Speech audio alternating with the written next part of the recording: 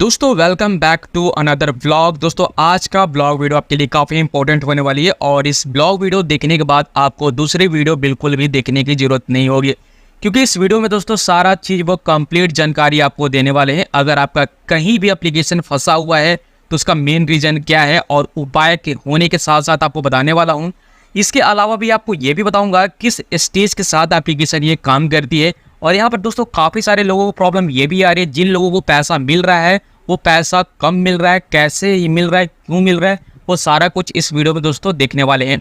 तो फिलहाल हम ई कल्याण के पोर्टल पे दोस्तों आ चुके हैं। अगर आप झारखंड के निवासी हैं और झारखंड के स्टूडेंट है, किसी कॉलेज या फिर इंस्टीट्यूट में आपने एडमिशन करा रखा है जिसके अंदर स्कॉलरशिप पाने के लिए ई कल्याण पोर्टल के अंदर अगर आपने अप्लाई किया हुआ तो कैसे आप यहाँ पर लॉगिन करेंगे और लॉगिन करने के साथ साथ अपने स्टेटस हमेशा देखते रहें कि कहीं आपका अप्रूवल के लिए आगे गया प्रोसेस की नहीं, और साथ ही साथ कहीं कोई एप्लीकेशन के अंदर में पेंडिंग आ रहा है या फिर नहीं, ये देखना काफ़ी ज़रूरी है।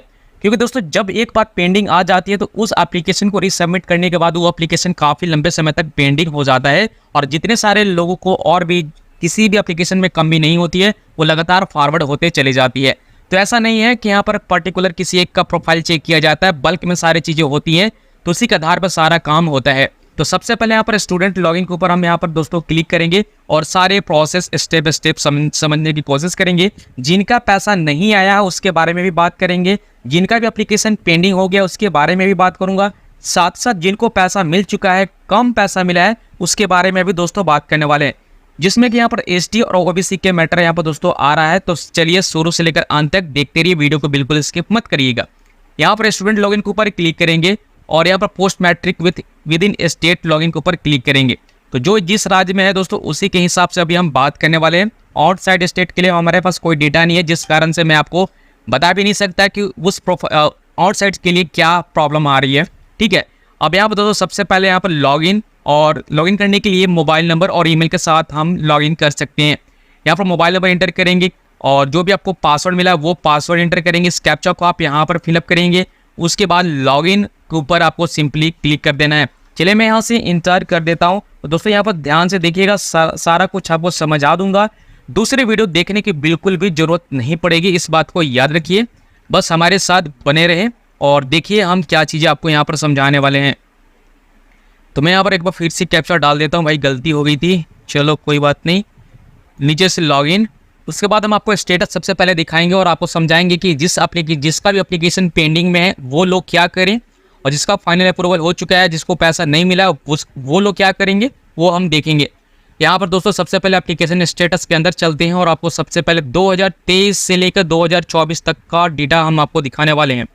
अब यहाँ पर से एकेडमिक ईयर चूज कर लेते हैं 2023 से 24, क्योंकि दोस्तों काफ़ी सारे लोगों का यही प्रॉब्लम है, 2023 से 24 का पैसा अभी तक आया नहीं और एप्लीकेशन फॉर्म अभी तक यही हो रही है फिलअप, और फिलअप होने के बाद अभी तक पैसा लोगों को नहीं मिला है। तो यहाँ पर दोस्तों हम सबसे पहले देख लेते हैं यहाँ पर एकेडमिक ईयर, एप्लीकेंट नेम वगैरह सारी चीज़ें डिटेल आ जाती है और ये एप्लीकेशन आप देख पाएंगे ओबीसी कैटेगरी क्या है। ठीक है, अब यहाँ पर दोस्तों जैसे कि मैंने पिछले वीडियो में आपको बताया था, जैसे आप यहाँ पर अप्रूवल देखते हैं किसी भी स्टेज का, जिसमें कि डीएलसी ऑफिसर हो सकते हैं, डीएनओ ऑफिसर हो सकता है, फाइनल AA अप्रूवल हो सकता है। तो ये जो स्टेज है वो दोस्तों स्टेज है जिस स्टेज के साथ आगे प्रोसेस काम करता चला जाता है। अभी जैसा कि देख सकते हैं यहाँ पर शुरुआती दौर में जब एप्लीकेशन को आप सबमिट करते हैं तो कॉलेज द्वारा सबमिट होने के बाद कॉलेज क्या करती है, अप्रूव करती है आपके द्वारा। जब भी एप्लीकेशन सबमिट होता है उसके बाद दोस्तों आता है अप्रूव बाय डीएनओ ऑफिसर। ठीक है, वो डिस्ट्रिक्ट नोडल के जरिए से चीज़ें वहाँ पर कंप्लीट होती है। जैसे वहाँ से अप्रूवल मिलता है आगे स्टेज आता है, वो आता है approval by the DLC officer. उसके बाद दोस्तों जो स्टेज आता है फाइनल, वो होता है फाइनल AA ऑफिसर, जिसमें कि बैंक अकाउंट और अमाउंट के साथ सारा चीज़ शो करने लगता है। ठीक है, अब यहाँ पर दोस्तों एक चीज़ और यहाँ पर कंक्लूजन आपको क्लियर कर दूँ, ये जो आपके सामने नीचे लिखा आ रहा है कि जी भैया देखो जो भी है डीएलसी ऑफिसर तक यहाँ पर सत्यापन हो चुका है यहाँ तक। अब यहाँ पर दोस्तों इस बात से ये पता चलता है कि इनके जो भी है पैसा मौजूद नहीं है, इनके फंड नहीं है जो कि पैसा ये ट्रांसफ़र कर सके। तो ये चीज़ें एक यहाँ पर नोटिस दोस्तों दिखाई जा रही है। बाकी हमारे प्रोफाइल में कोई दिक्कत नहीं है, आपको टाइम टू टाइम आपको चेक करते रहना है कहीं हमारी एप्लीकेशन पेंडिंग तो नहीं है और बाद में सोच रहे होंगे भैया हमारे पैसा अभी तक क्यों नहीं आया। अब यहाँ पर दोस्तों फाइनल जैसी AA अप्रूवल हो जाता है तो काफ़ी लोगों को लगता है कि हमारा पैसा अभी तक क्यों नहीं आया है। तो मैं आपको जानकारी के लिए बता दूँ, सबसे पहले अपना DBT NPCI NACH प्रोसेस आपको देख लेना है कि भाई हमारा NPCI के साथ कौन सा बैंक लिंक है। अगर आपने वो वीडियो नहीं देखी है तो डिस्क्रिप्शन पार्ट जरूर चेकआउट आप कर लीजिएगा। क्योंकि दोस्तों लोगों को यही लगता है कि हमारा बैंक अकाउंट लिंक है, लेकिन ऐसा नहीं होता है। मैक्सिमम टाइम यही देखा गया है कि फाइनल AA अप्रूवल होने के बाद पता चलता है कि उनका आधार सीडिंग बैंक से नहीं है। तो मल्टीपल बैंक अकाउंट होने की वजह से भी लोगों को लगता है कि किसी एक बैंक अकाउंट में पैसा आता ही है तो किसी एक बैंक अकाउंट में पैसा आ जाएगा, लेकिन आपको चेक करना काफ़ी ज़रूरी है। और इसके ऊपर मैंने वीडियो बनाई है कि किस तरह से किसी भी योजना के, जिसमें कि PM किसान हो सकता है, स्कॉलरशिप हो सकता है, और भी कोई योजना हो जो आधार सीडिंग बैंक के जरिए सबका पैसा रिसीव होता है, तो वो आपको चेक करना काफ़ी ज़रूरी है कि भैया पता तो चले कम से कम कौन सा आपका बैंक अकाउंट लिंक है। अगर आपका 4 से 5 या फिर जितना है 1 से अधिक अगर आपका कोई भी बैंक अकाउंट होता है तो ज़रूरी नहीं है कि आपका सभी बैंक में आपका NPCI के साथ लिंक हो। कोई एक ही बैंक आपका लिंक होता है, तो वो चीज़ चेक करने के लिए डिस्क्रिप्शन पार्ट में वीडियो की लिंक आपको मिल जाएगी, वो जरूर चेकआउट कर लें। अब यहाँ पर दोस्तों सबसे पहले ये भी देखना है टाइम टू टाइम कि आपका डॉक्यूमेंट में कहीं कोई पेंडिंग तो नहीं है। साथ ही साथ आपको देख लेना photo, income certificate, caste certificate, resident certificate वगैरह सारा चीज़ क्लियर कर देना है।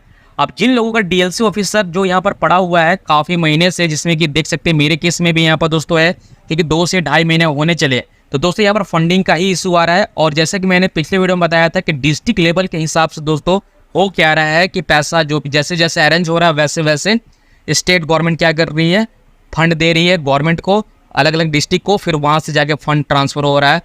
जो भी स्टूडेंट है उनके आवेदन जो भी किए उनके पास पैसा जा रहा है, वो भी तभी जा रहा है जिनका आधार सीडिंग बैंक अकाउंट से लिंक है तो ही। जिनका आधार सीडिंग नहीं होगा बैंक से उनको पैसा नहीं मिलेगा। सिर्फ वो चीज़ दिखाई देगा कि आपका फाइनल अप्रूवल हो चुका है और आपका ये अमाउंट है, इस बैंक में आपका पैसा गया है।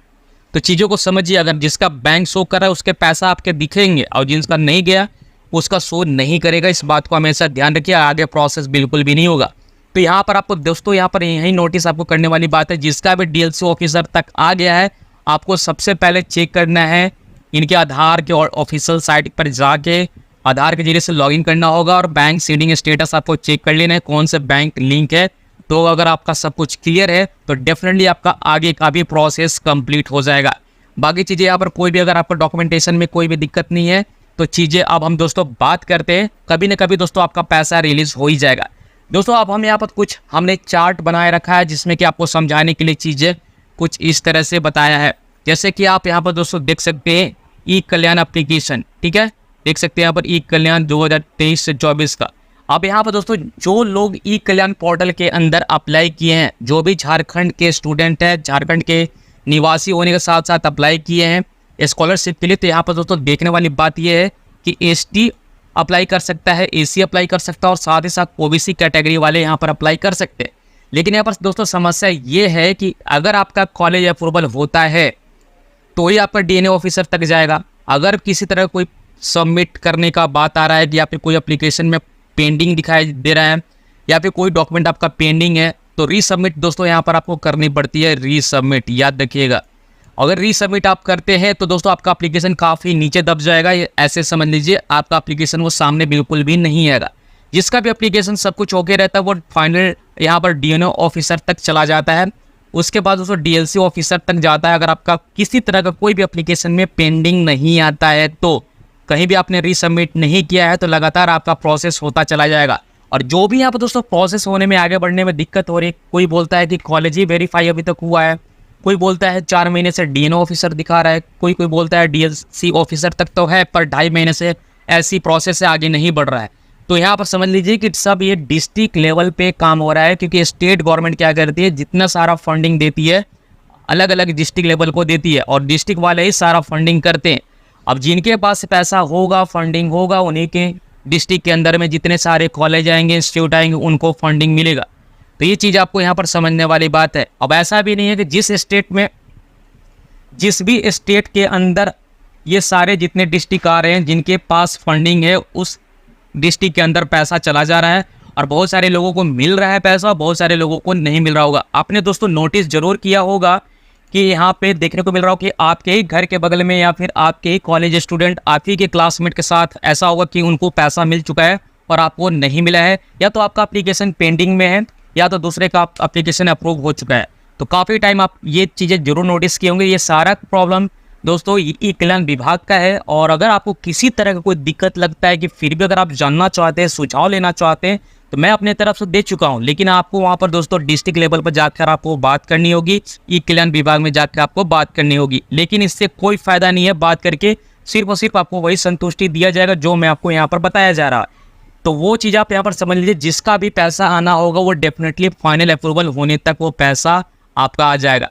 लेकिन जब तक फाइनल अप्रूवल दोस्तों हो रहा है, इस बात का हमेशा ध्यान रखिए कि आधार सेटिंग आपका बैंक अकाउंट से होना चाहिए। अगर आपका बैंक जो है आधार से लिंक नहीं रहेगा तो आपका बैंक अकाउंट में फिर पैसा भी नहीं आएगा। इस बात को ध्यान में रखिए, पैसा आपका बिल्कुल भी नहीं आएगा। तो आधार सेटिंग आपका होना काफ़ी ज़रूरी है, तो उसके लिए सबसे पहले चेक जरूर कर लीजिएगा। अब यहाँ पर दोस्तों जैसे मैंने बताया कि यहाँ पर एसटी और एससी और ओबीसी कैटेगरी वाले के लिए अप्लाई किया गया है। तो जो भी बैकवर्ड क्लास से आते हैं, जिस भी क्लास से आते हैं, वो कैटेगरी वाइज यहाँ पर दोस्तों बताया गया है और मैं आपको यहाँ पर समझाने की कोशिश करता हूँ। काफ़ी सारे लोगों को प्रॉब्लम ये आ रही है, जो भी एसटी और एससी कैटेगरी वाले हैं उनका पैसा बहुत ही कम आ रहा है। तो यहाँ पर हम सबसे पहले देखेंगे कि आखिर ऐसा हो क्यों रहा है और पूरा पैसा आ क्यों नहीं रहा है। तो हमने कुछ चार्ट बनाया है, जैसा कि आप देख सकते हैं यहाँ पर। मान के चलिए अगर एसटी वाले लोगों के लिए जो कि 10,000 रुपये मिलना था, ठीक है, उसके बाद आप देख सकते हैं कॉलेज के जो बोनाफाइड जो मिला था, कॉलेज के बोनाफाइड के हिसाब से पैसा बिल्कुल भी नहीं आता। याद रखिएगा 15 से 20,000 रुपये, 22,000 रुपये तक का मैक्सिमम अगर आपका अमाउंट बोनाफाइड में टाइप किया हुआ है तो जरूरी नहीं है कि आपका 15,000 से लेकर 22,000 रुपये आपको यहाँ पर एसटी या फिर ओबीसी हो, चाहे किसी भी कैटेगरी को पैसा मिल जाए पूरा, वैसा कभी नहीं होता है, कम ही पैसा आपको मिलता है। तो मान के चलिए आपको 10,000 मिलना था तो पता चलता है कि आपको 40% ही मिले हैं, जिसमें कि 4,000 होता है। ठीक है, मान के चलिए 10,000 रुपये हैं तो ऐसे में 4,000 रुपये आपके बैंक खाते में ट्रांसफ़र होते हैं और उसके बाद फिर पता चलता है आपको कि भैया यहाँ पर 6,000 रुपये और हमें मिलना चाहिए था, बाकी लोगों को मिल चुका है। तो बाकी लोगों को मिलने का मतलब ये है कि ओबीसी कैटेगरी वालों को पूरा का पूरा एक ही इंस्टॉलमेंट में पैसा मिल जाता है। लेकिन यहाँ पर एसटी हो चाहे एसी हो, अगर 10,000 रुपये मिलना था तो यहाँ पर आपको देखने को मिलेगा कि 40% ही आपके बैंक अकाउंट में पैसे आते हैं। क्यों? क्योंकि दोस्तों यहाँ पर होता क्या है कि स्टेट फंड द्वारा दोस्तों यहाँ पर स्टेट गवर्नमेंट द्वारा फंड ट्रांसफ़र किया जाता है। बाकी का बचा हुआ जो 60% है वो दोस्तों सेकेंड इंस्टॉलमेंट के रूप में आपको देखने को मिलेगा। तो फर्स्ट इंस्टॉलमेंट आपका 4,000 होगा, बाकी बचा हुआ 6,000 रुपये सेंट्रल गवर्नमेंट से आपको दोस्तों मिलता है, जैसा कि आप यहाँ पर देख सकते हैं। तो ये समझाने का तरीका है। उम्मीद करते हैं सारी चीज़ें आपका डाउट यहाँ पर दोस्तों मैं क्लियर कर दूंगा। दूसरी वीडियो दोस्तों देखने की बिल्कुल भी ज़रूरत नहीं पड़ेगा। अब यहाँ पर दोस्तों जो भी ओबीसी कैटेगरी वाले हैं, सेम बोनाफाइड में आपका अमाउंट होगा, सेम आपको पैसा मिलना चाहिए। मान के चलिए 10,000 रुपये सबको मिलता है तो 10,000 रुपये मिलने चाहिए। तो इसमें कोई भी स्टेट फंड से कोई लेना देना नहीं है, सीधा इनका बैंक अकाउंट से पैसा आता है। अगर हम ये भी कह रहे हैं कि अगर आपका पैसा यहाँ पे जैसे कि अगर डायरेक्ट मैं ये कहूँ कि यहाँ पर डायरेक्ट स्टेट फंड यहाँ पर ट्रांसफ़र करती है, चाहे सेंट्रल गवर्नमेंट ट्रांसफ़र करती है, पर ये सेंट्रल गवर्नमेंट कभी ट्रांसफ़र नहीं करेगी। स्टेट गवर्नमेंट द्वारा ही एप्लीकेशन ये आवेदन दोस्तों किया गया है, क्योंकि ये स्टेट का ही कल्याण है और ई कल्याण के अंदर जितने सारे स्टेट के आवेदन किए गए हैं स्टूडेंट द्वारा, वो इन्हीं का पैसा स्टेट द्वारा पैसा आता है। बाकी बचा हुआ 60% दोस्तों बाद में पैसे आपको सेकेंड इंस्टॉलमेंट के रूप में आपको देखने को मिलेंगे। लेकिन ओबीसी वाले कैटेगरी में दोस्तों है क्या कि डायरेक्टली स्टेट फंड द्वारा दोस्तों आते हैं, यानी स्टेट गवर्नमेंट द्वारा ही पैसा ट्रांसफ़र होता है डायरेक्टली 10,000 रुपये। ये चीज़ मामला यहाँ पर दोस्तों निकल के आता है। तो दोस्तों अगर आप एसटी हैं, ओबीसी वाले हैं और चाहे एसी कैटेगरी वाले हैं, तो दोनों में दोस्तों बहुत ही डिफरेंस है। ओबीसी कैटेगरी वाले को डायरेक्टली फंड मिल जाता है, कोई भी इंस्टॉलमेंट का कोई चक्कर नहीं होता। लेकिन एसटी और एसी वालों के लिए दोस्तों होता क्या है कि फर्स्ट टाइम आपको यहाँ पर मिलता है 40% जो कि स्टेट गवर्नमेंट की तरफ से, और सेकेंड इंस्टॉलमेंट जो मिलता है 60% पे। वो 60% जो भी बचा हुआ है वो 60% आपको सेंट्रल गवर्नमेंट के हिसाब से आपको पैसा मिलती है, तब जाकर टोटल आपका 10,000 रुपये हो जाता है। ठीक है, जैसे कि आप यहाँ पर देख सकते हैं। तो हाफ करके लगभग आपका पैसा मिल रहा है, स्टेट गवर्नमेंट से भी मिलेगा और बचा हुआ पैसा सेंट्रल गवर्नमेंट से। तो फर्स्ट टाइम आपको जो भी फंड मिलेगा वो स्टेट गवर्नमेंट से मिलेगा, उसके बाद सेंट्रल गवर्नमेंट से आपको देखने को मिलेगा जो भी बचा हुआ पैसा होगा, जो कि 6,000 रुपये 60%। तो इस तरह से आपको यहाँ पर फर्स्ट इंस्टॉलमेंट आपको 4,000 रुपये ही मिलने वाले हैं। तो हड़बड़ाने वाली बात नहीं भैया, आपका पैसा पूरा मिलेगा, सेकेंड इंस्टॉलमेंट तक कंप्लीट हो जाएगी। बाकी चीज़ें हम बाद में देखेंगे कि सेकेंड इंस्टॉलमेंट कब मिलेगी, अगर आपका फर्स्ट इंस्टॉलमेंट मिल चुका है फाइनल AA अप्रूव होने के बाद। अगर आपका फाइनल ऑफिसर हो चुका है, फर्स्ट फंडिंग आपका मिल चुका है 4,000 रुपये, तो आपको 60% और मिलेगा, जिसमें कि 6,000 रुपये होंगे, जो कि टोटल आपका 10,000 रुपये होना चाहिए। फंडिंग ट्रांसफ़र आपके बैंक अकाउंट में होने चाहिए। बाकी बोनाफाइड के अंदर जो भी अमाउंट होता है वो फ्लैक्चुएशन करते रहता है। ये याद रखिएगा, अगर 15,000 से लेकर 22,000 रुपये के बीच है तो ज़रूरी नहीं है कि आपको 15,000 या फिर 20,000 18,000 रुपये का बोनाफाइड मिले, ज़रूरी नहीं है। जो भी आपका यहाँ पर बोनाफाइड बन रहा है उसके हिसाब से कम ही आपको पैसा मिलता है, इस बात को हमेशा ध्यान में रखिएगा। तो दोस्तों उम्मीद करते हैं जानकारी आपको काफ़ी पसंद आया होगा। वीडियो पसंद आया होगा तो वीडियो को लाइक एंड शेयर जरूर करेगा। मिलते हैं किसी नेक्स्ट इंटरेस्टिंग वीडियो में, तब तक के लिए goodbye and take care दोस्तों।